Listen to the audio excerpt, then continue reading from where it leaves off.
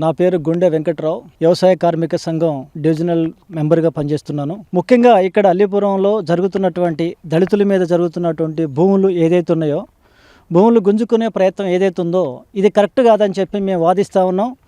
408 survey నెంబర్లో ఉన్నటువంటి 96 ఎకరాల భూమికి మీరు ఉన్నటువంటి దళితుల దగ్గర ఉన్నటువంటి 20 ఎకరాల భూమి మాత్రమే మీరు తీసుకుంటున్నారనుకోవటం కరెక్ట్ కాదు.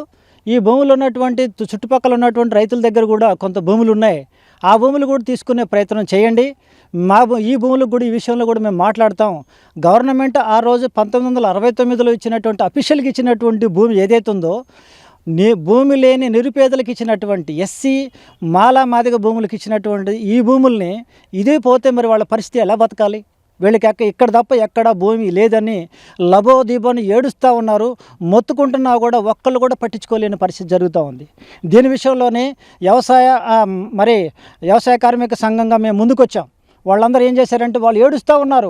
వారికి దిక్కు లేని పరిస్థితి జరుగుతాం. ఇది దేవాలయం పేరుతోనే లాక్కుంటున్నారు. టీటీడీ తిరుపతి దేవస్థానం కట్టాలనే ఉద్దేశంతోనే వీళ్ళు చేస్తున్నారు. అయితే దేవాలయానికి కావాల్సినటువంటి వాళ్ళు 20 ఎకరాలు అడుగుతున్నారు. కాదు, 30 ఎకరాలు తీసుకోండి. 96 ఎకరాల్లో 30 ఎకరాలు పోగా దళితుల భూములు కల్టివేషన్ ల్యాండ్స్ 20 ఎకరాలు పోగా మిగతా భూమి ఇంకా మిగిలే ఉంటుంది. 35 ఎకరాలు మిగిలి ఉంటుంది. రోడ్లకు పోగా ఇంకా ఎన్ఎస్పీ కాలువలకు పోగా, వాగులు పోగా, వంకలు పోగా, అన్ని పోగా కూడా ఇంకా మిగులుతూ ఉంది.